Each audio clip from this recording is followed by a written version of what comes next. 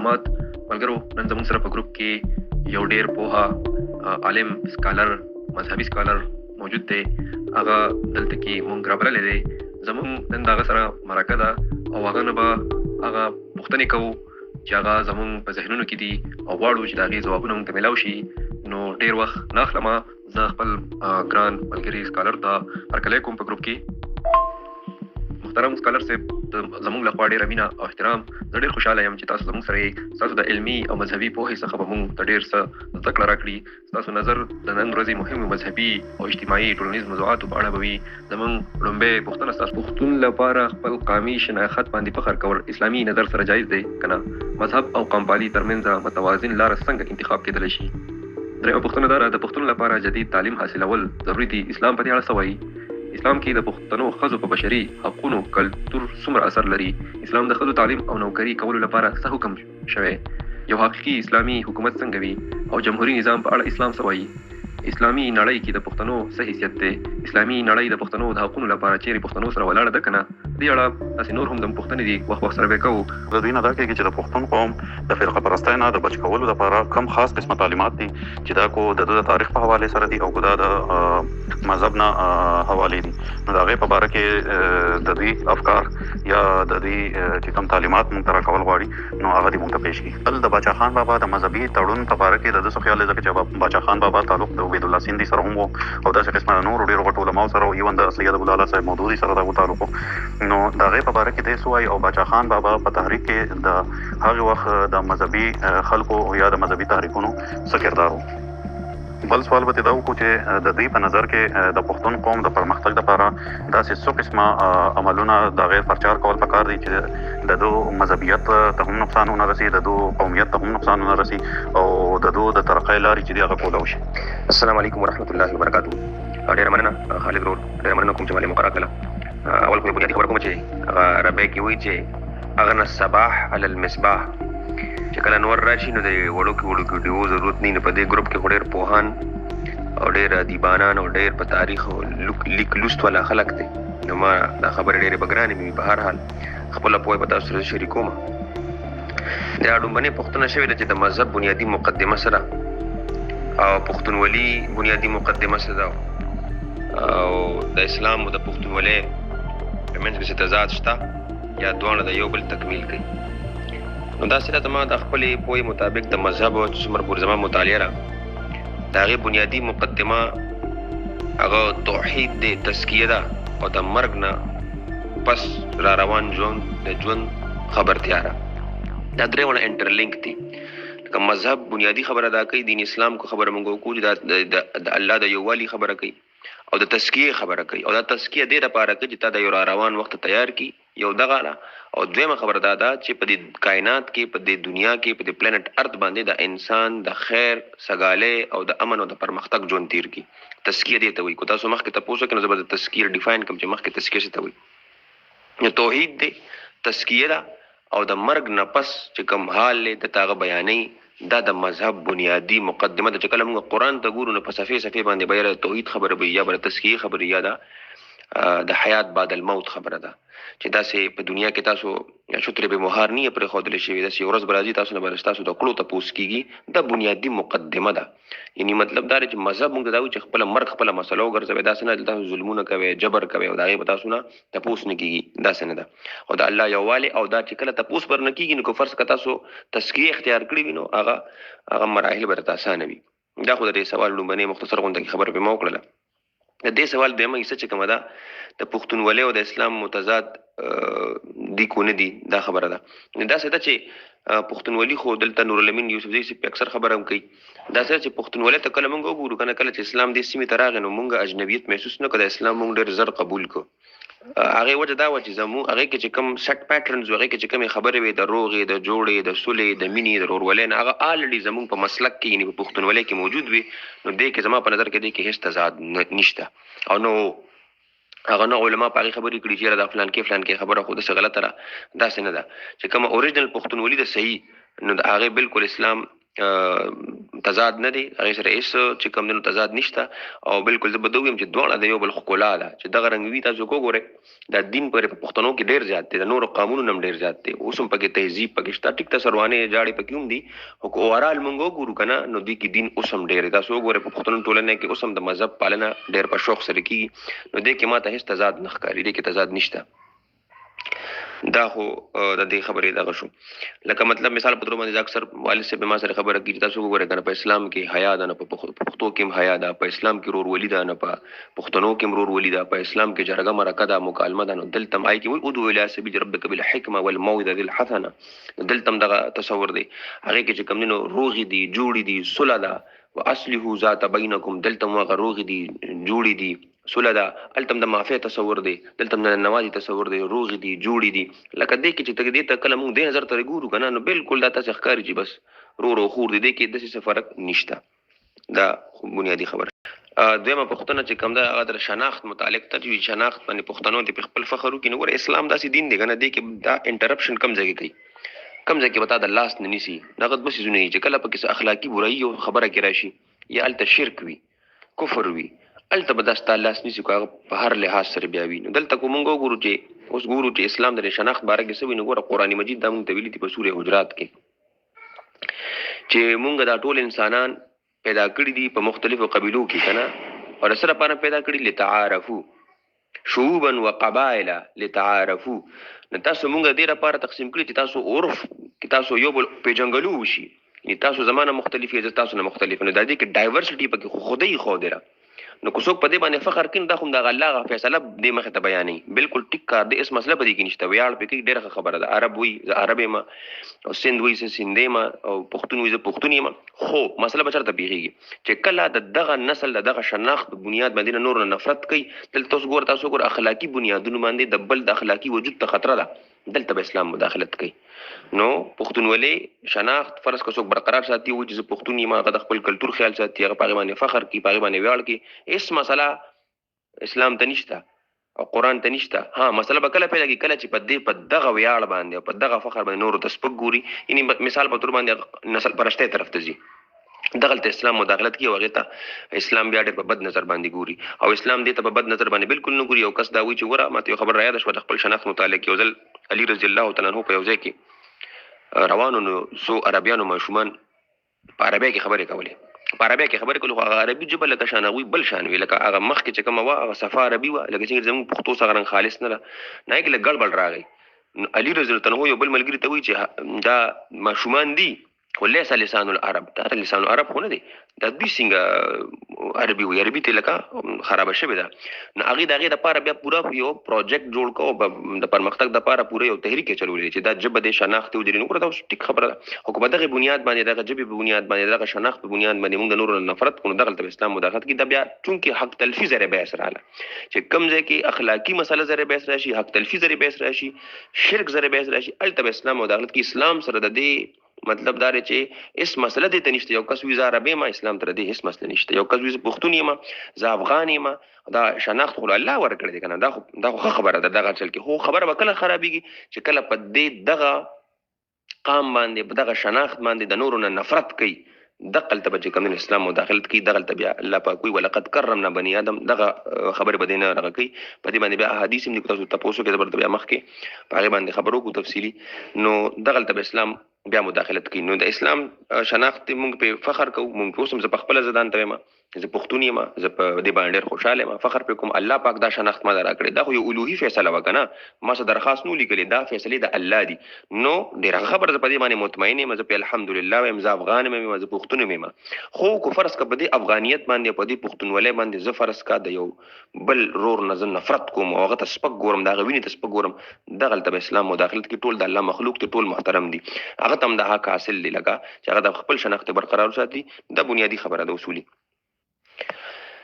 داسې ده چې دا بعضې ټرمز، بعضې اصطلاحات په وجود کې حالات او سماجي او ارتقایي حالات نه څیزونه تېرېږي، نو هغې کې بعضې اصطلاحات په وجود کې راشي. دارنګه دا نیشنلزم دی، قوم پرستي هم ده. اسلام تاسو ته ما بنیادي خبره وکړل چې اسلام به هلته مداخلت کوي چې کوم ځای کې اخلاقی مسله زره بحث راشي او شرک زره بحث شي. دا یو بنیادی اصولی مقدمه چې باید چې زموږ په ذهن کې وي. اوس اسلام ته د چا نېشنلزم څوک قام پرستی کوي، قام پالي کوي، اسلام ته هیڅ تکلیف نشته دی باره کې. ها تکلیف په الته وي چې کله دغه قام پرسته په بنیاد باندې د نورو حقوق غصب کوي، تقل تور حق تلفی رااله اسلام مداخلت کی چې نه مکوه دا کار. افرد تم وي، هغه نظم تم وي او ریاست تم وي. نو بنیادی خبردار چې دغه چې کوم مذهب دی او قام پرستی ده د دې په مینس کې صرف دا وایي چې حق تلفی پکې دی نه کې خپل قام پرستی کې د خپل قام د پر आवाज پورته کوي. دا اسلام اپریشیټ کوي، دا قرآن اپریشیټ کوي. ټول پیغمبران چې راغلي د یا قوم ساده لګولې ده، د خپل قام فکر یې کړی دی. یا بنی اسرائیل یا قومي ای زما قومه تاسو باندې عذاب را روان دي، دا فلان کې کارو کې فلان کې کارو کې. ایون حتی د نبی علیہ السلام وی چې یا قومي دا الفاظ استعمال شوي دي، بلکې حتی د چې دغه چې کوم دی دا سیدنا ابراهیم علیه السلام باندې لپاره ډېر تفصیلي دعاګانې کړي. دغه چې کله تاسو ته پوښتنه کې مخکې پای باندې خبرو کو د خپل قام پالنه کړي دا، هغوی د رزق خبره کړي دا، د هغوی د حق خبره کړي دا. دا سیدنا ابراهیم علیه السلام په سوره البقره کې دغه مضمون بیان کړی شوی دی. نو کو فرض کا دغه حق غوښتو په بنیاد باندې قام پرستی کوم، خپل قام د شعور خبره کوم، د پرمختګ خبره کوم، د کلچر خبره کوم، د ثقافت خبره کوم، د پښتونولۍ خبره کوم، اسلام سره هیڅ تکلیف ته دې خبره نشته. دا بالکل په ذهن کې دا خبره باید چې موږ کیږو. مسله به التوی چې په دغه خبره باندې زه د نورو حق وخم او نورو ته سپک ګورم، څنګه چې ما په دې لومبني خبره کې وي تقریبا دا هغه سوال برابر دي. نو متوازن لاره به دغه وي. سوال دا شوی چې متوازن لاره څه کې دي شي؟ نو متوازن لاره دا کې دي شي چې مونږه خو په اخلاقی بنیاد باندې د خپل قام خبره خو په جارو کو، خو د نورو د قانونو د حقوق د غصب کولو کوشش نه کو، د نورو قانونو د شناخت د مساکولو کوشش نه کو او د هغوی د حق تسلیمو. اسلام دغه غواړي کو فرض کوم مونږ د خپل شناخت برقرار ساتو، په دې باندې ویاړ کو، د نورو ته غصب ګورو یا هغه د هغې د مساکولو کوشش کو. دغه ته به اسلام چې کوم اعتراض کینو متوازی لاره داره چې اسلام د دې باره کې لکه متوازی درمیانه لاره ده چې اسلام دغه وی چې بیلنسینګ په دې کې اوساته. تاسو چې کوم خپل قام پالنه کوي په هغې په بنیاد باندې خپل قام پرستی کوي، خپل قام ملت پالي کوي، د هغې په بنیاد باندې د نورو قانونو تاسو سپکاوی مه کوئ. بس سمپل از دیټ. دې کې اسلام ته هیڅ مسله نشته. بله خبره ده زموږ په ټولنه کې چې کوم ایگزسټینګ نیریټیو دی مذهبي هغه دې ته کفر وي، هغه کو تاسو سوالو کې په هغې باندې مخکې خبرې وکړو، هغې سره زه اتفاق نه کوم. اسلام دې باره کې بالکل اسان دی. موسی علیه السلام د خپل قام د شناخت خبره کړې ده او د خپل قام پالي یې کړې ده، د قام دپاره د غلامۍ نه سټرګل کړی دی. نو دا بالکل ښه عمل دی. دا عین اسلام کې د اجتهاد څه دغه دی حیثیت دی. نو اول خو دې کې لږ شان د موجوده بیانیې سره زما لږ اختلاف دی. لکه دلته چې اجتهاد کله لفظ استعمالیږي نو دې نه خلکه څه مطلب اخلي او څه ته اخیستل پکار دي. یاد لرئ اجتهاد ضرورت په هر ټایم کې وي. اجتهاد د هغه ځای کې دا ټرم به استعمالیږي وجود کې راځي چې کله کتاب و سنت خاموش وي یو معامله کې، یو وي منصوص من الله احکامات. لکه هغه کې هم خبره نشو کولی. لکه مثال په توګه باندې الله سبحانه وتعالی وي حج وکړئ، الله سبحانه وتعالی عمره وکړئ، الله سبحانه وتعالی وي تاسو روژه ونیسئ. دې امورو کې اجتهاد نشي کېدی. اجتهاد به الته کېږي چې کله کتاب او سنت خاموش وي، الته خپل عقل استعمال کوي او لاره انتخاب ته وکړي، دی په تا باندې پرېښودلې. خو هغه لاره چې ته انتخاب کوې چې په هغې کې هم اخلاقي اصولو باندې هغې کې څه خرابي نه وي، د بل حق تلفي نه کېږي، دیټس اټ. دې ته وایي اجتهاد او د دې ضرورت ډېر زیات دی. داسې ډېرې خبرې دي چې په هغې باندې کتاب او سنت خاموش دي، مونږ خپله کار کولی شو د هغې متعلق. مخکې چې کوم سوالات را روان دي نو دې کې به نور هم دا خبره کلیر شي. لکه یو روایت بیانېږي ګو چې هغه منقطع هم دی، خو به هر حال که هغه صحیح وي نو هغې کې خبره دا شوې ده چې معاذ رضی الله تعالی عنه یمن ته د زکات دغه لپاره د جمع کولو دپاره نو هغه ته نبي علیه السلام وي چې تا ته چې هغه تپوس وکړو د رسول الله صلی الله علیه وسلم نه وبخې، نو ورته ویې چې تاسو ته په قرآن کې څه خبره معلومه نه وي، په قرآن کې یو خبره نه وي نو زه به څه کوم؟ نو ورته زه به ستاسو طریقې ته بیا ګورم او که زما په طریقه کې یو خبره نه وه هغه ورته بیا به زه په خپل رای باندې سوچ کوم. نو دغه رنګ اجتهاد دقلته به پیدا کېږي چې په خپل رای باندې ته داسې یو خبره انتخاب وکړې، داسې یو لارې انتخاب وکړې چې کتاب او سنت د هغې باره کې خاموش وي، ته خپله یو کوشش وکړې او سټرګل وکړې، نو ډېره ښه خبره ده. دا خو زما فکر د دې باندې چې کوم روایتي بیاني ده هغه د دې مختلف دی. هغه کو تاسو سوال وکړئ هغه څه دی، هغې باندې بیا مزید خبرې وکړو. هغه خو بالکل د دین یو دغه حیثیت ورته ورکړی شي په هغه څیزونو کې، خو دا هغه څیزونه چې کتاب او سنت خاموش وي، کتاب او سنت په دې څیز کې بالکل خاموش وي او موږ یو لاره اختیار کړو د خپل رای نه، دا دې ته اجتهاد ویلی شي. بیا سوال دا شوی چې دا به فرد به کې ریاست به کوي. نو دا کو ریاستي امور سره تعلق ساتي نه غو ریاست کې کو فرد سره تعلق ساتي نو مونږه فردم کول شو په مونږ مخکنی دور ته ګورو د سیم کې دي شي شورا د مقرر کړی شي علما د روغختلی شي او غور او فکر وکړي په هغه بنیاد باندې ریاستي بنیادونه باندې او په عام دغه باندې کول شي او فرد په خپل ژوند کې مونږ ډیر ذات روزانه مونږ اجتهادونه کوو مونږ اجتهاد کو ډیر د سي مسلې وچ پای کې مونږ اجتهاد کو فرد کې هر کس کې عالم نه عالم نه خلا شعوري تور سره کوم مونږ له تصب د لفظ نه ورکو باقي اجتهاد مونږ د ژوندۍ په هر شوبه کې کو الکه دالار انتخاب کوم کو دوه کوم سوچ کوم او بیا چانه تاسو نه کوم او په غلار مدلار شم د اجتهاد دي او دغه رنګ لکه د جدید دور کې دا نوې نوې مسلې راشي نو خلک خو چون کې زمونږ ته مذهب خلک خوخي الکه مذهب دی بارګه سوي د فلان کې بارګه سوي چون کې مونږ سره نصوص نوي دغه مسلې متعلق نو علما کینی او دا کتاب او سنت پرانا کې داسې یو لار روباسي هغه سره اختلاف هم کېدی شي دا یاد لرئ ځکه چې هغوی د یو عالم یا د یو ریاست دا ذاتي انټرپریټیشن یو سوچ دی ځکه چې منصوص خو نه دی کنه منصوص دار چې په هغې کې نص قطعي نشته د بره نه یو صفا آرډر نشته زما یو ذاتي سوچ ځکه دغه بیا موږ ګورو د امام شافعي چې کوم اجتهاد کړی دی هغه امام ابو حنیفه سره ټکراویږي د چې کم کړی دی هغه امام یوسف سره ټکراویږي نو دې کې اختلاف په د ځکه چې دې کې نص موږ سره نه وي تګلاره کې اختلاف راشي دا یو فطري خبره ده دا څه مسله نه ده ټیکنالوژي دا خو زما ډېر غټ ارمان دی او دا خو دومره د وخت ضرورت دی چې دین موږ ته دا وایي په سورې انفال کې تاسو وګورئ د هغې بنیادي مقدماتو کې دا خبره شامله ده چې زمانې سره به ته یو ځای ګرځئ مومن با زمانه سره سفر کوي دا سیمنی چې دی به شاته پاتې کیږي زمانه مته مخ کې رواني نو ساينس او ټیکنالوژي سره خو د پښتنو له خو دا ډیر زیات ضروری دی د بده مرغه زموږ چې کوم مذهبي بیانیه ده موجوده را ناغه د پښتون ډیر رستو پرې خو دی دا بدمرغي ده نو باید چې د په ساينس او په ټیکنالوژي کې مذهب خو ټیک شو خو د انفرادي معاملې مذهب به خو چلیږي او مذهب د دې باره کې هیڅ روکتام نه لري بلکې مذهب خدا وی تا چې په دې کائنات باندې غور او فکر وکړي په دې نور څنګه راخي جدي باندې غور او فکر وکړي په دې مشرق باندې مغرب باندې په د ان اختلاف الليل والنهار د اختلاف الليل والنهار د ورځې او شپو باندې دې کې تاسو غور او فکر وکړئ ساينس او په دې کائنات باندې غور او فکر وکړئ نو بعضي علما زموږ ته دا وایي چې اصل کو تاسو کو دا غور او فکر خو ساينسدانان نه لګیاري کوي دا بالکل ټیک لګیاري چې کوي نو پښتنو له خو بده کې ډیر زیات پرمختګ پکاره چې موږ ډیر زیات رستو نو دې باره کې خدا خو مطلب دومره روکټ ساينس نه لري آسان خبره ده چې پښتنو ته انتهایی اشد ضرورت دی دې ټیم کې د علم د سیاسي علم ضرورت دی او ساينسي پوهه ډیر زیات ضرورت دی ځکه موږ شاته پاتې شو وجنداره چې نه زموږ سیاسي شعور شته نه زموږ مذهبي شعور شته او نه زموږ چې کوم دنو ساينس طرف ته اټریکټ کیو ساينسي زونه استعمالو دا ساينس مون خلاف ورزي کو لکه مثال په توګه یو خندا خبره دریا ده شو بعضي داسې خلک هم چې اي سي د بناستي یا ډیجیټل واچ بوته لګیدلی پکې ته بناستي بلایټ ته لګیدلی خطبه په سپیکر کې وي ساينس حرام دی دا غ بیانې دي چې مونږ د پښتون ډیر شاته پرې خو او پښتون پرمختګ ته نه پریدي دا جمود باید چې دا مات کړی شي او پښتانه د په ساينس او په ټیکنالوژي کې بالکل پرمختګ کوي د نورو قومونو د نورم وړاندې لاړ شي زما خواهش هم دی او دا بالکل د اسلام سره مداخلت نه لري دا خو ډیره خبره ده بل څه شوی دی چې پښتون ثقافت او د خود تعلیم متعلق نو یو خو هغه اوریجنل پښتون ثقافت دی چې داسې مونږ چې کوم د پوهانو عالمانو خبرو لیدلې نه دا چې پښتني ټولنه د تهذیب وکړي کې خاص تور باندې نور لمین یوسف په دې باندې ډېر نظر لري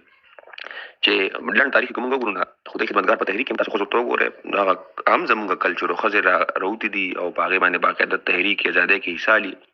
سړو سره ولاړ دي او پرمختګ کوي او تعلیم لم توجه ورکی باچا خان پکې یو شفت راوست نو اسلام د تخصص د تعلیم خلاف نه دی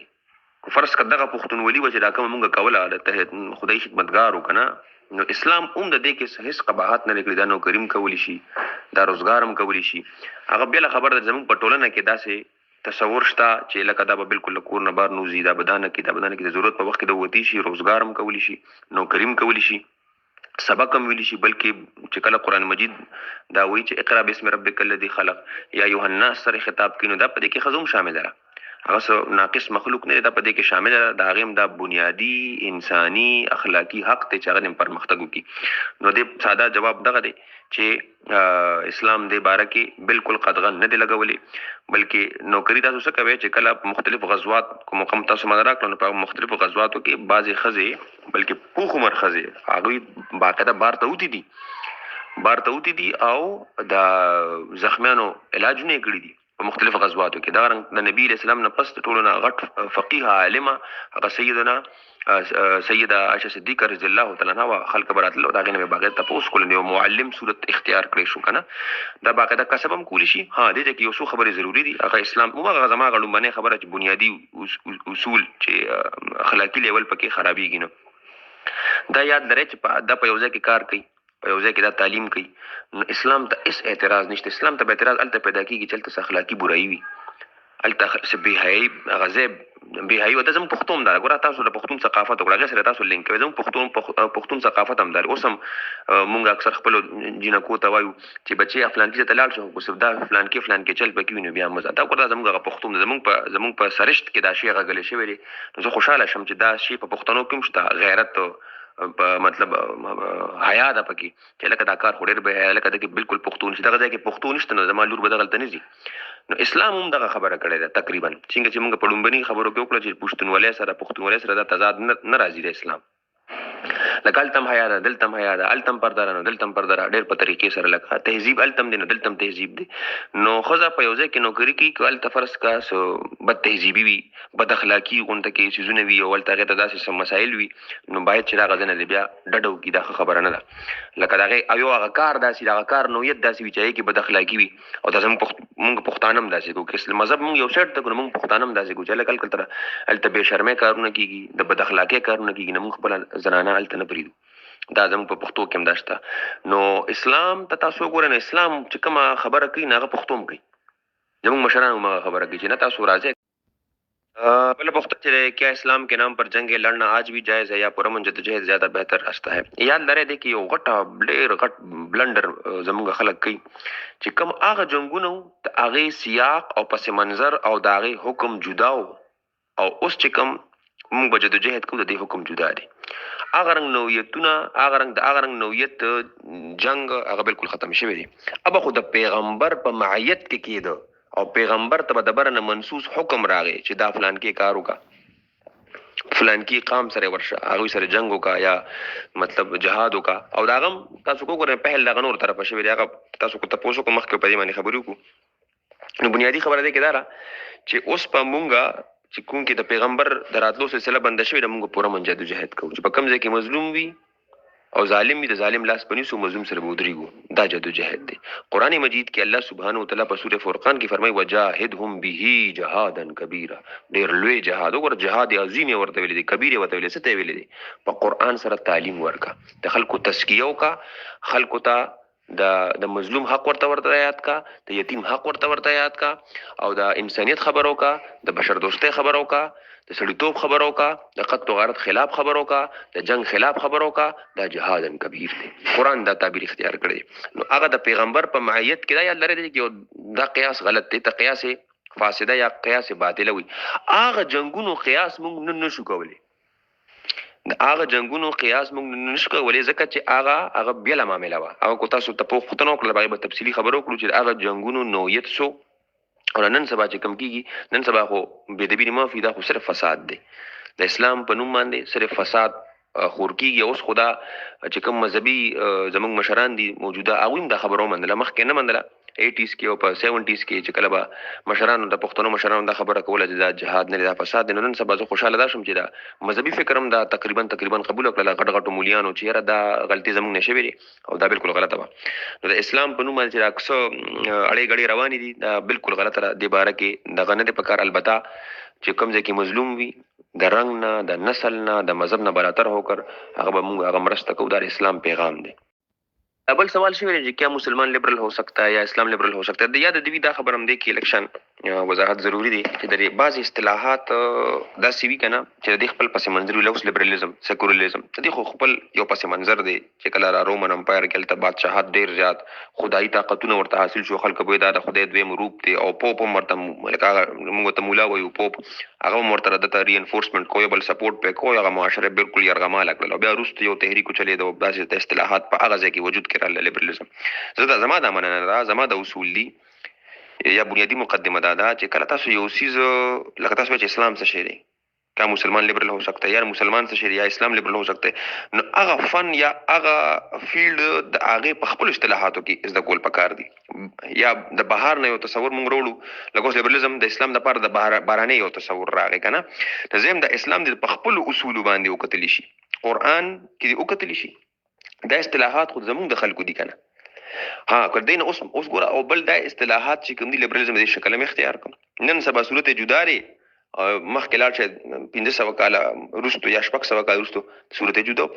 دا اصطلاحات جدا کیږي او سوشلیزم راغی بیا اسلامیک سوشلیزم راغی کمیونیزم راغی اسلامیک کمیونیزم راغی ایمن چې اسلاميزم راغی کنه دا اصطلاحات د وخت سره چینج کیږي نو د دې پرانا کې موږ اسلام ته بنو ګورو بلکې اسلام په خپل د هغه په اصطلاحات کې ګورو چې اسلام سوی اصولي خبر بدا کو اوس فرض کا دا خو د 30 جوړو ما کو فرض کا دا نه مطلب چې یرا د دې مطلب رواداری ده د دې مطلب آزاد خیالي ده نو اسلام خو بنیادی خبره د رواداری کوي لکه اسلام دا منی چې یو زما یو نظر دی نو تاسو دا غي نه ډیفرنٹ سوچ کول شي اسلام ته باندې قدغن نه لګی لا اکراه فی الدین په دین کې زور زبردستی نشته دا وی خپل کار دی دوی خپل کار دی نو دغه حواله سره زدایم چې اسلام په خپل اصطلاحاتو کې مونږه جوړ کو د سیکولرزم یو خپل دغه د ارتقایی عمل نتیریږي اوس چې کوم معنا را دینه مخکې دا معنا نه ولکه دا د مختلفو مراحلو نتیریږي تاسو په زمانه ډیر خپويږي چې معنی چینج کیږي د اصطلاحات کې نوې روپ اختیاري دي نو هغه الفاظ بیا مونږه را شو مونږ ته پوس کو د مذهبي خلکو نه چې رجی دی بارک اسلام سوی دی بارک اسلام سوی زم چې اسلام د خپل ډیفینیشن باندې د کتاب او سنت پرانا کې دوکتل شي اسلام خدا دی چې د کائنات یو خالق دی او هغه یک یو دی او مطلب آخرت باندې تاسو له ایمان ساتل پکار تاسو چې شاګل تکلو لکه دا تاسو پر نه کې د احسان بنیادی مقدمه دارا او اسلام د نورو قومیتونو یا د نورو مذهبونو احترام کوي مونږ ته دا ویلي شي دي چې تاسو د اوی د مال جان حفاظت خیال ساته دا اوی د سوچ دا اوی د فکر او چې کوم خپل کار کوي ها د دعوت او د مکالمه فضاله دوام ورکړي قران مجید کتاب بار بار دا په سوره نحل کې دا مضمون بیان کړی شوی تاسو دوه ګوره اهل کتاب تسویقل یا اهل الكتاب تعالوا الى كلمه سواء بيننا وبينكم وګوره مشترکات ګوري چې اهل کتاب ته راشي هغه خبره چې تاسو زموږ مینس کې مشترکه ده نو اسلام خو دغه بنیادی خبره چې کوم دینو کړی ده ها نو بیا لیکلی دي چې لیبرالزم اور اسلامی تعلیمات میں کیسے توازن قائم کیا جا سکتا ہے نو هغه تاسو قائمی کی چې کله زو اکثر ملګرو ته یو لفظ استعمالوم قرآنی مزاج یو خو زموږ مذهبي خلکو مزاج دی بڑا بڑا خبره باندې غوسه کېدل بل نه برداشت کول بل بالکل یکدم دا ختمول او اختلاف رائے بالکل غریوان رانیول او هغه ملکول او د فتوی ورکول دا خرویه نه د قرآنی مزاج په کراشي نه توازن قائم شي زما دا مننه دا سوال دا کړی لیبرالزم اور اسلامی تعلیمات میں کیسے توازن قائم کیا جا سکتا ہے نہ هغه پر وادارې سره ورازي او په قرآنی رنگ سره ورازي قرآن دا وی چې نور خلک برداشت کې صبر او د بد مرغه دلته چې کوم مذهبي شخصیت دی او داغه داسې پریزنټ کړي دی اوټ اف کنټیکست د قران آیاتونه چې هغه د قران نیم داسې یو کتاب جوړ کړي چې لکه دا خو بس بالکل برداشت کوي نو د کې د بل حق نشته نه داسې نه نو زما دا مننه چې قرآنی مزاج د مذهبي شخصیتونو د مسلمانانو په مینس کې راشي د توازن مقایم شي بیا بس مسنه پیخيږي ما سره د سې کوسيږي کنه اس مسنه نشته داغه د حق تسلیموم بلکې په دې پښتون ټولنه کې موږ سره ایثار شوی نه دي او د بد مرغه تیر پر رمضان کې 10 فیملیز 100 فیملیز د پیښور نه کډه سیکانو یوړل دا ولی دا بدمرغی ده دا اسلام خداوی چې سپیس ولا ورکه پکار د چې مسلمان زما خواله راضی ازما د لوجه وتختل چې تاسو ته چې ولې لاړې یره موږ ته خلک وجني دوس بدبختی ده نو توازن به ځکه قایمي کې چې مذهبي خلک راپاسي وي چې لکه دا زموږ ورونه دي پرې د جوسی کې مونږ ډېر عمره په زورګونو کلونو یو ځای پاتې شو په دې خبره باندې کنه په دې پوتن باندې مونږ یو ځای پاتې شو ما ته نیکه خبره کوله نیکه مې دوه ورچې کې فاصله ډېر عمر هغه به یاره دې نه چې کله دا هندوان دي مونږ بس وی جړل ډېر سخت خپو او مونږ پسې جړل مونږ پسې جړل ګوره دا سره رښتا وکنه نو دې کې خو دا شی قائم او خو موږ ته سبق خو درې شوی چې دلته په غیر تفریق پیدا شو نو اس مسله نه وای مخکې هم مسلمانانو کنه هم مسلمانانو او هغه کې لکه ډېر رواداری و نیکو مې مونږ ولې غم خادلم او به دلته غم خادلم راتل دومره پورې لکه سپیس ور کړو اوس خو د بد مرغه د فرقې په خپل منځ کې یو بل نه برداشت کینو پاتله د نور اقلیتونو موږ څنګه برداشت کو دا بد مرغي د لکه دا سبق غلط خود لې شوی د اقامت چې دا کم سبق وایم د خپل ځان نه پردې کړم. نو اسلامي تعلیمات زه وایم چې قرآن مجید په خپل ټرو سپیرټ کې مونږ ومنو، ان شاء الله دا توازن به قائم شي، بیا ان شاء الله دا توازن به قائم شي، بیا به مونږ کې رواداری پیدا کیږي، مونږ به بل سوچ او د فکر احترام لرو او د مکالمې له دوام ورکو، نه چې د یو بل ګریوان ته وردانګو او د قتل او د کفر او د ارتداد د فتوی به ورکو، دې سیس ډیر ذات نقصان ورکو. نو زما مننه دار چې دا لکه بعض خلک اکثر دا وایي چې یره د اسلام جوړ داسري، اصل کې وی دین ته په دغه شیخانو کې دی ته ګور چې کم د مناظرې کوي او ډیبیټس کوي او بل سپیس نو ورکوي، معمولی جز کې اختلاف راشي د یو بل مرته وردانګي، نو خلک وی دا دین دی نه. بل سوال ہے، ایک حقیقی اسلامی حکومت کیسی ہونی چاہیے؟ کیا جمہوریت اسلامی اصولوں کے مطابق ہو سکتی ہے؟ دیکھیں ہم ډیر غټ تفصیل لے. اول خدا سوال باید چې موږ د خپل ځان نو آیا الله پاک دې باره کې څه هدایت ورکړي دي؟ آیا موږ ته داسې حکم ورکړی چې حکومت جوړ کې او کنه؟ نو یاد دی چې اسلام یا قرآن مجید موږ ته دا نه دی ویلي مسلمان دې ته اسلامی حکومت جوړ کا، اسلامیک سټیټ جوړ کا. دا حکم په قرآن مجید کې مسلمانانو ته نه دی ورکړی شوی. څنګه چې وی یا ایه الذین آمنو، اے ایمان والو دا فلان کې کارو کې، اے ایمان والو دا فلان کې کارو کې. دا څه آیت نشته چې هغه دا وایي چې اے مؤمنانو تاسو دا فرض دی چې اسلامی حکومت جوړ کې. ها البته یو خبره کړه، کو چرته اتفاقا ستاسو حکومت راشي یو ځای کې نظم اجتماعي راشي کی دي شي، دا د کې فلک فرق دی. یو د اتفاقا ستا نظم جوړ شي، د مسلمانانو یو ځای کې راجم شو او نظم جوړ شو. یو د ته سټرګل کې دا دوه مختلف سيزونه دي کې باید چې فرق وکړي شي، توپیر پکې دی. یو د سټرګل کوم اسلامي حکومت جوړوم، نو دیو ما ته بیا خي چې په کوم ځای کې د الله پاک ویل دي چې ته اسلامي حکومت جوړ کما ته باغ نسخي د قران آیت پر راته خي. صحیح شو. بل د کې بل ډایمنشن دا دی چې نه یو ځای کې مسلمانان راجم شو، مثال په تور باندې په خبر ټول مسلمانان دي، اس مثال په تور باندې او د کې موږ راجم شو، یو نظم اجتماعي جوړ شي، یو سټیټ په وجود کې راغی، یو حکومت په وجود کې راغی، نو دا ټول مسلمانان. نو قرآن دا دویم ذریعہ به سره واستري کو فرض کا تاسو په یو ځای کې مسلمانان حکومت جوړ شي، دا غیر لپاره اصول بیا خولي دي، دا غیر لپاره اصول خولي دي. نه اسلامي حکومت هغه بفالو کې لکه مثال په تور باندې د هغه حکمران با امر بالمعروف و نهی عن المنکر کوي، حکمران برازي په منبر باندې به خطبه کوي، دا اسلامیک گورنمنت کو دا فرض کا جوړ شي. لې تاسو ته موي چې د حکم نوعیت خبره نه کو، ما ته هغه کس بیا آیت پخې لکه مثال په تور باندې دا اوس چې راکم کابل کې راکم واقع شوی دوی ما ته قرآن آیت خې په کوم ځای کې دا لیکلي دي چې تاسو د چړ دوړ نه وکي او اسلامي حکومت جوړ کړي، په کوم ځای کې لیکلي دي؟ دا سوال لکه یو هغه مذهبي انټرپریټیشنز دي، هغه سره زما سګار نشته. په قرآن کې په کوم ځای کې لیکلي دي چې ته داسې توله راواله ټوپک راواله او هلته ځکه اسلامي حکومت راولم؟ دا سوال لکه. نو خلک چې یو ځای کې مسلمانان وي دا یو نظم جوړ شو، نظم اجتماعي جوړ شو، نو هغه ځای کې به خلک اوس د هغې اصول پرنسپل ورکړي وته دا ویلي دي حکمران ته چې انصاف نه بکارلې او حق تلفی بنه کې دا صرف د مسلمانان دی بده کې، او په هغه کې چې کوم غیر مسلم دی فرض کا اقلیت دی داوی د حقوق خیال بساته، دا بالکل آیډیل سچویشن بدی. او د مونږ اهتمام به د مونږ ترغیب به ورکړي، د امر بالمعروف او نهی عن المنکر ترغیب به ورکړي، حکمران په منبر راځي باقاعده خطبه بکې په وطن کې سړی غړي دی پاغي باندې خبرې کوي، د انصاف خبره بکې او د پرمختګ او د امن خبر بکې. دا لکه بنیادی آیډیل سچویشن چې اسلامیک سټیټ جوړ شو. تاسو کو ګورئ ریاست مدینه چې کله جوړه شوله ګوچ داغه نوعیت هو الهی او هغه ته حکومت الهی ویل شي، هغه نوعیت بل هغه شان باندې جوړ شو نه براشي کنه، هغه شاته لکه پس منظر هغه بیلو. نو چې کله هغه جوړ شو نو تاسو کوي ګورئ کې انصاف هغه کې چې کم دنو پرمختګ د غیر مسلمو د هغه د عبادت گاهونو د تحفظ دا ټول څه نو ورکړي شو. نو دا حقیقي اسلامي حکومت دغه شانتي وی چې لایګي کې دغه اصول پکې وي چې هغه کې د نورو قانون حق تلفي نه وي، او په هغه کې د حکمران برازي هغه به باقاعده درس ورکوي او باقاعده به لیډینګ کوي، بلکې هغه به د جمعې خطبه به هم کوي، پریر به هم ورکوي. اوس چې موږ چې کوم ګورو دوی خو نشي کولی کنه چې کوم بعضې وایي چې موږ اسلامیک سټیټ دغه نه ده، دغه بنیادی آیډیل سچویشن دی. بیا دویم سوال سره تړل شوی کیا جمهوریت اسلامی اصولوں کے مطابق ہو سکتی ہے؟ ہاں بالکل کی دي شي. اسلام یو پرنسپل خو له امرهم شورا بینهم چې د مسلمانانو نظم اجتماعي با په شورا باندې وي. نو دا هغه قبایلی دور کې یو شانتي اوس تاره د ووټینګ سیستم راغی دی کې بل شان کې دي شي. بالکل بل لار شته نه دي کې کو تاسو ته خبرو کوم یو خو د برنه کو چې چټي رااله چې لکه د فلان کې تاسو بر د اسمان د چټي راغورځول چې لکه د فلان کې تاسو مشر شو، نو بس هغه کې کوم باس نشو کول، د الله طرف یو پیغام دی، بس خبره ختم شوله.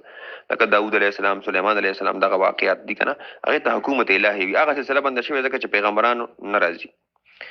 دویم دا چې ټوپک راولم څنګه چې په کابل کې شو ټوپک راوالم او چړ دوړنه الکه داسې وکم نو دغه هم غلطه ده. بل اخري صورت موږ سره همدا چې په دې ټولنې باندې په دې ځمکه باندې چې کوم خلک دي د دوی نه تپوس وکړي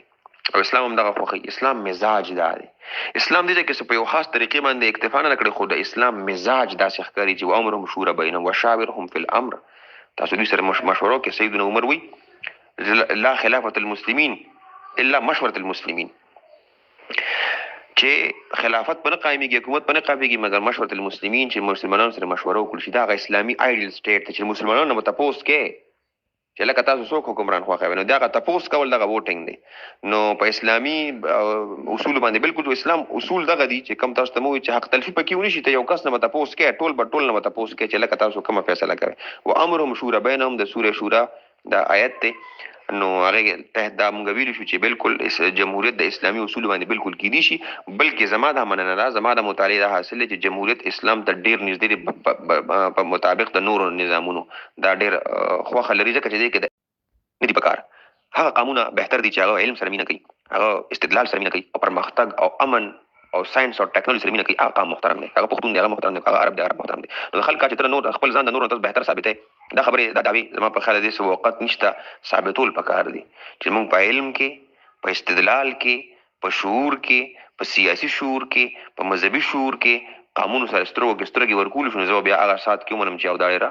تهذیب والا قوم دی ډیر اوچت قوم دی. نو د عربونو هغه مختلف وجوهات کې دي چې په دې باندې دلته پوهان خبرو کې په تاریخ حواله سره دغه زړه د پوهه نه لرم چې هغه څه وجوهات دي دا وی ځان خګنی خو بهر حال داسې داوی زما په خیال نه دی پکار د عاجزۍ په مقام باندې درل پکار دی او خپل گریوان کې سر ورکول پکار پښتون ډېر رستو دی ډېر رستو نو دا داوی درن دی کول پکار زموږ مشران کو دا داویو کې فرض قضا چې اغیارو له پسترو کې سترګي ورګړي نو داسې سمون خوري کو هغه خوشحال بابا دی او هغه چې کم دنو باچا خان بابا دی سمون خوري خدا چې کم مونږه زموږ شان خلک دي نو مونږ خدا داوا کو نو دا څه خنه لګي باید چې مونږه ځان په خپل خپل ودرېګو او یو شو نو بیا ټیک ته او به حیثیت او دا د پښتنو یو بنیادی مقدمه چې دی بیلډ کی چې پښتنو حیثیت بالکل نشته دا خبره بالکل سره په عالمي پلیټ فارم باندې ما ته خبره را یاد شو چې د مشرانو د پښتون مشرانو ډېر قیمتي دي چې موږ باندې ظلم کیږي کنه تاسو ګوره د عالم اسلام او عالم عرب او هغه او دا مشرق او مغرب او دا ټول څومره خلک دي علاوه د پښتنو دوی چې زموږ په حق کې خبرې کړې دي تاسو ماته یو ټویټ چته خولې شه چا خبرې کړې دي چې په پښتنو باندې ظلم کیږي کو پلر دی او کو بر دی زموږ حیثیت ته سره شته نه په دې حالت کې د سلو یم جزره فلان کې نه بهتره مالګه اول خپل ځان برابر کا د خلکو د خندا شو زموږ تاسو څوک کوي لکه خپل موږ د خپل ځان تاسو نه کو نور به زموږ تاسو څه شی خدمت نوم دی کنه په دې باندې زموږ استاد محترم خادم حسین صاحب تفصیلی خبره وکړلې هغه طرف ته نزو نو دا انساني ضرورت دی اسلام در دې ویلو ضرورت نشته تاسو سیاست اوکې دا یو یونیورسل ټروت دی دا به ته لکه څنګه چې اسلام تر دې د خبرې کولو ضرورت نشته چې لکه بس کې غوړي مړ نشي دا یو خبره ده کنه اسلام تر دې ویلو ضرورت نشته دا خو زموږ په سرشت کې دا خبره ده خو زموږ ضرورت دی حکومت جوړول زما ضرورت دی ریاست جوړول زما ضرورت دی بل له تحفظ ورکول دا انساني ضرورت دی د بل له شر نه ځان ساتل دا زموږ ضرورت دی د دې نه بغیر کیږي نو دې لپاره مونږه سټرګل کوو کوشش کوو هڅه کوو دغه د سیاست ویل شي نو کو دا دین کو ویلم نه دی نو دا خو زموږ ضرورت دی دا مونږه کوو دا خبره کلیر شو کنه چې لکه اسلام خو زموږه خیرخواهي غواړي او اسلام ته دې اس تکلیف نشته چې یو کس راځي او د خپل قام خبره کوي سیاست کوي بالکل نه کوي اس مسله دی کې نشته نبی اسلام کړی دی د قانون خیال ساتل دي د خپل قام له تحفظ ورکړي دي چې کوم د مهاجر دي داوود د حقوق خیال ساتل دي ریاست مدینه کې داوود ډیر زیات خیال داوود احساسات او داوود جذبات او داوود د حقوق خیال ساتل دي چې کوم اقلیتونه داوود سره معاهدي کړي دي خبره کړي دي نو بالکل ته کول شي دا مسدد وي مسلمات د مسلمات متعلق اکثر قران خاموش وي لکه مثال په تور باندې د دې پوښتنه کې چې لکه وبس کوم ډوډۍ خړل پکار د ګونې پکار قرآن آیات راته نه د دې ضرورت نشته راخه مسلمه خبره ده د ارڅوک چې با ډوډۍ خوري زموږ ضرورت ته انساني ضرورتونه دي او کوم څه چې زما اخرت سره تعلق ساتي ال مذهب انټرپریټیشن کی وضاحت کی ها بعضی وخت کې ضمنن خبره راشي چې قرآن خبرو کی هغه از موضوع نه جوړي ضمنن خبرو کی لکه مثال په تور باندې اسلام د ساينس نه موضوع نه جوړه کړي اسلام او قرآن د ساينس کتاب نه یا اسلام دې نه راغلی چې ماته ساينس وي البته بعضی ضمنن یو خبره راغلی چې په کائنات باندې غور او فکر وکړي او کزوي چې الکه دا فلان کې خبره په قرآن کې کم ځای کې ده نه هغه ضرورت شته نه اسلام چون کې ضمنن یو خبره وکړه یا د میډیکل ساينس سره تړل شوی د انساني بدن سره یو تړل شوی خبره وکړه زړه باندې په دماغ باندې، نو دا سوال به بیا په اسلام نه پیدا کیږي په اسلام باندې چې ما ته شابه خو په کوم ځای کې دا لیکلي دي، نه هغه ضمنن رااله ایز موضوع ته نه جوړه کې چونکی نو باچا خان بابا کمال دو کنه چې هغه کمال نن سبا نشته چې هغه ریلیجیس لیډرز چې نون لیډرز وو هغه انکلوسیو پالیسی چلو ځان سره بوتلی دي. زما په نظر کې باچا خان د وخت یو ولی تیر شوی دی او عالم سړی او په دین او په مذهب پوه سړی او هغه د هغه وخت هغه ته پته و چې د ریلیجن یو ډرایوینګ فورس دی ځکه نوم یې ولسی خو د خدای خدمتګار او په هغه کې بیا عام مولیانو د گلی محله غزان سره نه ساتي ډیر غټ غټ نمونه تاسو څنګه وي مولانا عبید الله سیندی امام انقلاب ورته امام هند د امام الهند مولانا ابوالکلام آزاد کنه داسې غونډه کې خلک بیا دغه روابط دي حسین مدني صاحب دی ابوالکلام آزاد دی یا مودودی صاحب دی غټ غټ علما هغه چې کم نه پدې کې ساتري نو دا ګوره زه دا وایم چې لکه بل طرف نه کوه هغه باندې مذهب فتوی لګیدي نو دا خلک هغه سره نو زه نن هم کومه پرمختګ واړو نو زه باید چې موږ د وخت غټ غټ علما موږ ځان سریګو لکه اوس ګوره نور لمین یوسفزی صاحب ډیر په عالم دی ډیر دغه دی او بل طرف ته کوفس کو دوی سره فرض کوي یو ریلیجیس ټیګ مولګي سره یو داسې دغه شامل شي نو دا ډیر پرمختګ کوي ځکه چې مذهب موږ نشو نیګیټ کولی په پښتون ټولنه کې موږ ټول پښتانه په دین باندې زمونږ کور هغه د کچۍ جمعات هم پوخي ماربل هم پکې لګولي نو چې کله موږ ځان سره دا خلک ډرایو کو په دې کې موږ کامیاب شو څنګه چې باچا خان کامیاب شو نو هغه پرست په فتوی په هغه خلکو لګولې چې کم انګريز غلامانو او هغه مولیانو چې انګريز خدمتګار او په فتوی لګولې. سلامونه احترامات مې کې هلي ټول قدرمن مشرانو پوهانو ته په خصوصي توګه مولانا فیضي صاحب ته مولانا فیضي صاحب خو د فیسبوک د لارې سره ډېر موږ اورېدلي وو نن چې دلته کوم مکالمه وشوه د کوم زموږ د ملګرو سوالونه شوي د هغې په کوم انداز باندې دوی جوابونه وکړل نو زه خو انتهایي د هغې نه متاثره شوم او ډېر زیات مې څه زده کړل بلکې زما په خپل ذهن کې چې څه داسې ډېر مس انډرسټینډینګ و د ډېرو خبرو چې کوم د مذهب سره تړلي دي په هغې مې زه کلیر شوم او کوشش به کوم چې به حیثیت استاد خپل شاګردانو سره نیکسټ ټایم په داسې طریقه او انداز سره دا مقدمه ډسکس کړم چې دا رڼا مخې ته نور هم خپور شي خو زه به صرف یو نچوړ کې یو دوه درې خبرې شیر کړم پای کې به سوال نیمه وکړم او بیا د مولانا فیضي صاحب نه امید ساتم چې هغوی به خپل نظر وشریک کړي لکه څنګه چې تاسو د اولني سوال نه چې د مذهب کومه مقدمه ده د هغې نه شروع وکړه بیا چې کوم زموږ پښتون کلچر روایات دي په هغې پې نظر وغورځولی شو بیا د هغې سره سره چې کوم د دې خطې لږ ډېر تاریخ ټچ شو چې مذهب دلته به طور دین یا اسلام به طور مذهب څومره امپلیمنٹ کړی شو په هغې عمل وکړی شو ځکه اسلام ته د امن دین ویلی شي کوډ اف لایف ورته موږ وایو نو هغې څومره اثرات پرېښودل بیا په بل اړخ مذهب ایز ا ټول څومره استعمال شو هغې څومره اثرات پرېښودل او په هغې کې مین کردار هم زموږ مولا جومات مدرسه چې تاسو ټول ته خبرې په مختلفو وختونو کې که هغه ایز ا پروپاګانډا ټول استعمال شو او که هغه به طور یو مذهبي دکانداري استعمال شو خپل چې کوم هغه فرقه وه د هغې د اوچتوالي دپاره هر څه چې دنیاوي ګټه وه پکې نو په دې بنیاد هغوی څه کړي دي نو مطلب کمپیریټیولی دا خبرې موږ ټولو ته ښکاري چې دا دوه اپروچز چې اسلام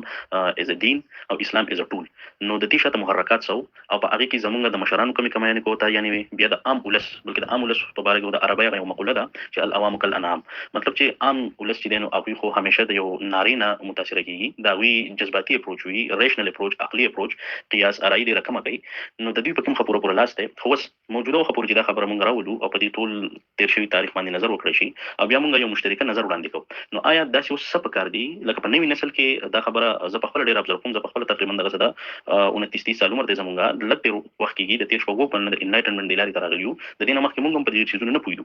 دونه پوهه نه وه خو د دې سوشل میډیا په ذریعه د مختلف پوهانو سره انټرکشن یې راغلی هغوی مختلف سکول اف تاټ سجست کړل بیا موږ په هغې لږ ډېره سټډي وکړه نو څه نه څه د انلایټنمنټ هغه پوړۍ ته رالو زه د خپل هم اثر چې څومره کلیګز دي یا څومره ملګري دي په سټوډنټس کې دي اکثر زه ابزرو کوم د ایتیزم طرف ته پکې ډېر تللي دي بلکې روان دي نو ما په دې باندې خپل یو وړوکې مشاهده کړې ده هغه مشاهده داسې ده چې دوه قسمه خلک چې دی زموږ د دې ټولنې کوم چې په نیو جنریشن کې کوم چې زموږ د عقل سرمایه ده هغه په دوو وجو باندې دغه ایتیزم طرف ته تللي دي بلکې په هغې کې سکون محسوسوي ښه خوشحاله دي په هغې ډیبیټس هم کوي اکثر موږ ورته وایو چې دا معاشره ډېره تنګ نظره ده تاسو کوشش کوئ چې خپل نظر داسې کلیان مه شیر کوئ ډېر حدیثات وشو نو دوه قسمه وجونه شوي دي یو خو هغه زموږ خلک دي چې مالک په دې کلیر کې چې پیغمبر اسلام په دور کې خدا حدیث شریف وو چې د زنانو لپاره اخره سپونو کې او د نارینو لپاره په اولني سپونو کې په مانځ کې ډېر زیات ثواب دی یعنې چې جومات ته زنانه هم راتلې او دا کولو ثبوت دا دی چې کوم وګورو نو په بیت الله شریف کې اوس هم نارینه او زنانه په یو باندې طواف کوي په هغه حساب کې چې مونږه لکه جمعتون تراشو یا لکه زمونږ ته کې د اجمی ملکونو تراشي نو د زنانو او د نارینو په یو جمعت کې تصور هم نشته نو دا ما دا تحقیق مطابق چې کوم نو حضرت عمر رضی الله تعالی عنہ دا پیدنه کړل نو کنه نو په پیغمبري دور کې دا باقاعده ایکسرسایز شوی دی نو د دې په حواله سره تاسو لږ زموږ سره وعلیکم السلام ورحمۃ اللہ وبرکاتہ. په خیر الله مردلره الله قدرمن کا الله قدر وکړه. دا سدا چې د جمعه تا کو قسم څوک زنانه راځي نو شریعت هغه نه منع کړي، څوک هم نشي منع کولی. د عمر رضی الله تعالی عنہ دور کې دا واقع راغلی نو هغه اصل کې هغه وخت کې منافقین راډیر شو د مؤمنانو خزه به تنګول هغه یو وختي نویت هغه داسې یو تدبیر ورته تاسو وایي. یو تدبیر لکه څنګه چې باران یا کرونا ولمو تدبیر دو چې موږ جمعه ته نه تلو چې کرونا راته ولګي، یو تدبیری یا د دایمي حکم نو د احکامات هم په دوه قسم دي، یو دایمي وی لګا یو چې هغه وخت پوری وی خاص وي د وجوهات په باندې د تدبیر په بنیاد باندې د حالات او د کنټیکست سیاق او سبق دغه دغه مسله په خشي وي. نو دا رنګ دا یو داسې دایمي حکم غنو ورکړي چې لکه بالکل دینه په شریعت کې خو د حق عمر فاروق رضی الله تعالی عنہ دا سره یو تدبیر چې فل حال تاسو لکه مشان هول بیکو کې تاسو فل حال مزه چې حالات کله سم شي بیا مزه نو نن سبا دا خو بدبختی ده په سعودي عرب کې دا اوسم ستپارځي کیږي پنجاب کې باندې جمعتون کې خپل بل ځای جوړ کړی دی خاص تور باندې سفر دوران کې نو د کیس قباحت نشته کوم څه کې منی کولې شریعت پابندي نه کړه زموږ ټولنه قابل شوی ربي. بل مولانا صاحب سوال دا جوړیږي چې د ریاست په مذهبي نظر باندې چې کوم دی نو کوم نظر اچو نو ډاکټر اسرار سپیشلیټي ټوله د اسلامي ریاست په حواله سره ده خو دا غي په حواله سره دا تاسو یو سوال وکړو چې په قران شریف کې د دې بالکل څه ذکر نشته نو دا ډاکټر اسرار چې د څومره حواله د اسلامي ریاست په حواله سره ورکړي دي نو په دې باندې تاسو نظر لرئ؟ دا چې دا واقع خوشوي ده ریاست مدینه جوړ شوی دی، نبی رسول الله جوړ کړی دی، ولته اسلامي ریاست جوړ شوی دی، خود هغه نوعیت جدا دی د پیغمبر په معیت کې جوړ شوی دی، هغه بل نوعیت دی، هغه احکامات په عام خلکو نشي اپلای کولای. کله مثال پیغمبر اسلام په نو بیان یا ولس بیان کړی دا حکم هم ته نه دی، بعضي حکم پیغمبر سره سپیسیفیک وي جنرال نه لکه 15 وخت موږ پیغمبر علیه السلام کوم موږ کوم دا رنګ بعضي احکامات هغه سره خاص وي. په قران مجید کې دا سره ویلي دي کو چرته بای دا وی حکومت تاسو راغی نو بیا موږ هغه اصول اپلای کوو چې کوم قران خو موږ دا په یو ځای کې نه جوړ شو کوشش وکړو اسلامي ریاست جوړ کړو کو چرته نظم جوړ شو بس بیا به ټیک ټاک اصول اپلای کوو خو د سټرګل نه ویل تاسو چې لال شي او د حکومت جوړ کړي هغه اصل کې د واقعیاتو استدلال کوي او دا یاد درې د واقعیاتو استدلال دا درست نه دی حکم بخې هغه یو واقعیا شوی د فتح مکه یو واقعیا شوی د ریاست مدینه یو واقعیا شوی د واقعیاتو باندې استدلال نشي کولی الته خدا ویلي دي او ابل خبردار چې هغه ته حجاز ته یو خصوصي حیثیت حاصل لري ابي لمامه راکنه دا عبارت سورۃ توبه کې پورا قانون بیان کړی شوی دی چې پیغمبرات موږ د خورت را لګري د لپاره د دې چې ټول دنیا ادیان باندې دین غالب شي یو ډومیننت حیثیت کې راشي نه سپیسیفیک د هغه ځای پورې دی نه چې دا غیر بای ایکسټنشن ته دی خو. بسم الله الرحمن الرحیم. السلام علیکم.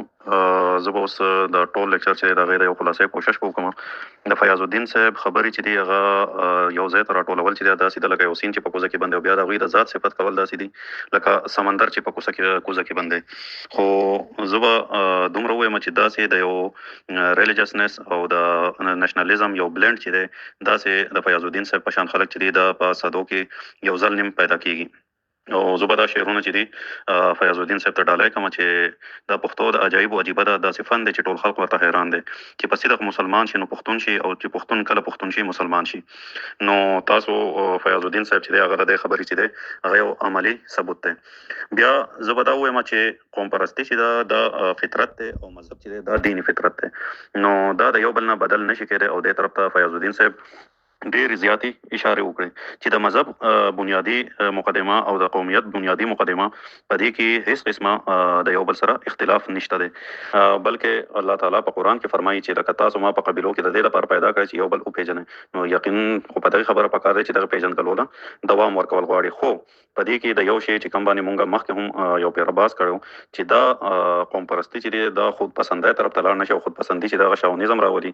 مطلب د نور خلکو د حق تلفي کېږي نو په دغه ځای کې مذهب چې دی هغه بیا روکتام کوي. زمون په معاشره کې یو غټ نقصان دا شو چې د مذهب اصول چې دی هغه د خپل ځای نه وړه قید لکه څنګه چې د حرام حلال بیس شروع شو د اصول نه خلاص وته او پته نه لګي په کم ځای باندې ولګي دا بیا مونږ چې دی زمونږ خو نه مونږ وایو چې زمون مذهبي طبقه چې دی هغه ډېر الفاظ چې دی دغه مطلب خلکو ته واضح نه کوله که زه یو دوه مثالونه ورکم چې کوم د قران آیات ته چې ان اکرمکم عند الله اتقاکم په دې کې پوره د عند الله خړلې دی او ان اکرمکم اتقاکم دې جوړ کړی دی نو یقین وکړه دی یو لفظ سره چې ډېر غټ اثر پرې او د کفر د ټول فتوی چې دی دا زما په خیال دی یو آیت د نه پویدو د وجینا را پیدا شوی یا مونږه ټول تقریبا د خبرې نه خبرو چې مسلمان د مسلمان رور دی انما المؤمنون اخوه د سوره حجرات آیات ته خو د دې پسې هغه مخکینه ټکی او دوه ټکی چې دغه پسې بیان وای چې پاس له بینه خوای کوم د خپل ورونو په منځ کې صلح هم کوي نو ټیک ته تاسو ته رونه ویلي دي خو دا یو ذمہواری در باندې هم یې خدا. او څنګه چې مونږ مخکې هم ذکر وکړو چې مذهب چې دی دا د قوم پرستۍ نه چېرته منع نه راوړي، خو په دې کې صرف د یو شي خیال ساتي چې هغه د قانون سره تعلق ساتي چې د نور چا په دې کې خود پسندۍ ته لاړ نه شي او د بل قوم حق تلفي شروع نه شي. څنګه چې زمونږ ولی خان بابا هم ویلي، محمود خان چکزی هم ویلي دي چې هغه کس ته زموږ قوم پاله یا قوم پرسته تر هغې پورې نشم ویلی چې دی د بل قوم عزت نه کوي. اوس په دې کې کو مونږ دین ته وګورو نو د دین چې کوم بنیادي مقدمه فیض الدین صاحب کېښوده نو د هغې بنیادي مقدمه د تزکیه. په تزکیه کې بیا خیر درې اهم شیونه راځي چې هغه تطهیر بدن دی، د بدن صفایي ده، تطهیر اخلاق دی، د اخلاقو صفایي ده، او عبادات دي. خو بل طرف ته قانون نو مذهبي یا شرعي قانون چې دی هغه صرف په یو ځای کې چې دی هغه د سزا اطلاق کوي، او هغه یو شی چې دی هغه قابل د دستاندازي پولیس ګرځي، او هغه شی چې د کم عمل نه د بل انسان د بل سالرونکي د بل یو شی جان مال آبرو ته نقصان رسي. په اجتهاد باندې هم زموږ څو ملګرو سوالونه کړي، نو د اجتهاد بنیادي اصول چې په مذهب کې دی هغه دی یسر ولا تعسر وتبشر ولا تنفر، یعنی که د خلکو لپاره اساني پیدا کوي، خلکو ته مشکل مه پیدا کوي، خلکو ته خوشخبري واوروي، خلکو کې نفرتونه مه خوروي. نو په دې اصول باندې چې دی موږ وګورو، بیا د دې نه پس بل یو اصول دی د مذهب چې لکه خپلې فیصلې چې د امر مشوره بینهم، چې لکه په بامې مشاورت سره خپلې مسلې حل کوي. نو که موږ خپل پښتون قوم ته وګورو، په موږ کې د وخت نه د جرګې او دا اصول دی او دا ډېر حده پورې هم دغه مذهبي فکر سره تړون خوري. او که مونږ وګورو چې مونږ ته په دې وخت کې د مذهبي ذهنیت نه د ټولو نه غټ نقصان څه شو، نو زمونږ مذهبي ذهنیت چې دی هغه مونږ د ټایم اینډ سپیس یعنې کې د زمان او مکان نه ویستلي وو په حیثیت پښتون قوم. په اخره کې به زه دا ووایم چې د یو قوم د پرمختګ دپاره د هغوی د عقل استعمالېدل چې دی هغه ډېر زیات ضروري دي، او فکري انتها پسندي چې ده نو دا د عقل دشمنه ده. نو اوله خو به مونږ خپل قوم چې دی په کار ده د فکري انتها پسندۍ نه راوباسو. مونږ خپل قوم په دې باندې پوه کړو چې جهادا کبیره جهاد چې دی هغه دا دی چې د خپل قوم تزکیه وشي، او په فکري کو ایگزسټنس باندې مونږ راټول شو، او دغه فکري کو ایگزسټنس زمونږ سره په ډېر یو ښه شکل کې په نوم د پښتونولۍ موجود دی. ډېره مننه، عزتمن شئ، اباد او ودان اوسئ.